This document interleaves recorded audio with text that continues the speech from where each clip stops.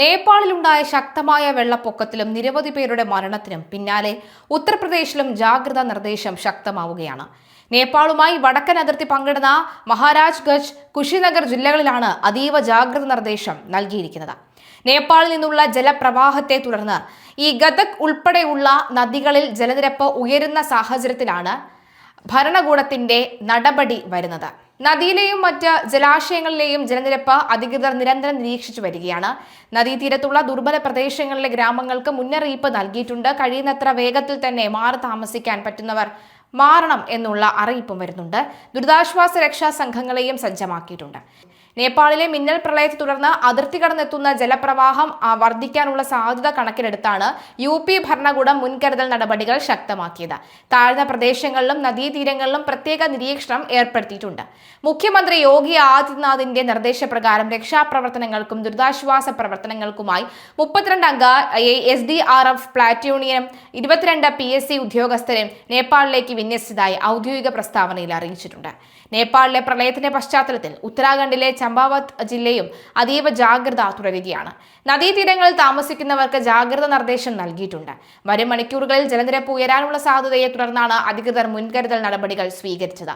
നദികളിലെ ജലനിരപ്പിലെ മാറ്റം നിരീക്ഷിച്ചു വരികയാണ്. അടിയന്തര സാഹചര്യം ഉണ്ടായാൽ ജനങ്ങളെ സുരക്ഷിത സ്ഥാനങ്ങളിലേക്ക് മാറ്റുന്നതിനുള്ള സംവിധാനങ്ങളും സജ്ജമാക്കിയിട്ടുണ്ട്. നേപ്പാളിൽ നിന്നുള്ള വെള്ളത്തിന്റെ ഒഴുക്ക് വർദ്ധിക്കുന്ന സാഹചര്യത്തിൽ ബീഹാറിലെ പശ്ചിമ ചമ്പാരനിലും ജാഗ്രത തുടരുകയാണ്. സംസ്ഥാനത്തെ വിവിധ ദുരന്തബാധിത സാധ്യതാ മേഖലകളിൽ മുൻകരുതൽ നടപടികൾ ശക്തമാക്കിയിട്ടുണ്ട്. ബീഹാറിൽ ഇതിനോടകം തന്നെ 5000 പേരെ സുരക്ഷിത സ്ഥാനങ്ങളിലേക്ക് മാറ്റി പാർപ്പിച്ചു.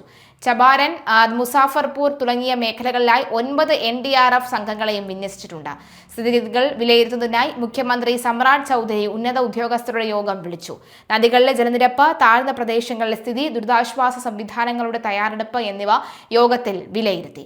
നേപ്പാളിലെ മിന്നൽ പ്രളയത്തിന് പിന്നാലെ അതിർത്തി സംസ്ഥാനങ്ങളിലൂടെ ഒഴുകുന്ന നദികളിൽ ജലനിരപ്പ് ഉയരുന്ന സാഹചര്യത്തിലാണ് UP, ഉത്തരാഖണ്ഡ്, ബീഹാർ സംസ്ഥാനങ്ങൾ ഒരേ സമയം ജാഗ്രത ശക്തമാക്കിയിരിക്കുന്നത്.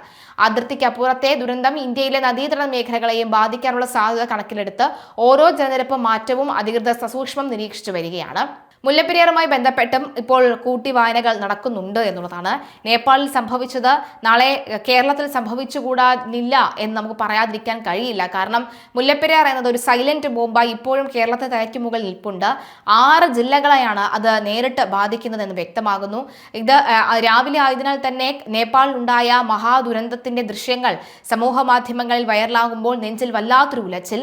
ഇതേ സമാനമായ രീതിയിൽ തന്നെയാകണം പെട്ടിമുടിയിലും അതുപോലെ തന്നെ ഇതിനു മുൻപും ഉള്ള കേരളത്തിൽ നടന്ന വയനാട്ടിലും ഒക്കെ തന്നെ ഉണ്ടായ ഉരുൾപൊട്ടൽ ഇങ്ങനെയൊക്കെ ആയിരിക്കണം. രാത്രി ആയതിനാൽ നമുക്ക് അതിന്റെ തീവ്രത മനസ്സിലാക്കാൻ കഴിഞ്ഞില്ല. എന്നാൽ പിറ്റേന്ന് ആ ഒലിച്ചുപോയ വെള്ളത്തിന്റെ ഒക്കെ തന്നെ വെള്ളവും ജലവും ജീവനും ഒക്കെ തന്നെ കാണുമ്പോൾ നമുക്ക് മനസ്സിലാവും എന്താണ് സംഭവിച്ചിട്ടുള്ളത് എന്നത്. അതിന്റെ നേർക്കാഴ്ചയാണ് ഇപ്പോൾ നേപ്പാളിൽ സംഭവിച്ചിരിക്കുന്നത് എന്നുള്ളതാണ്.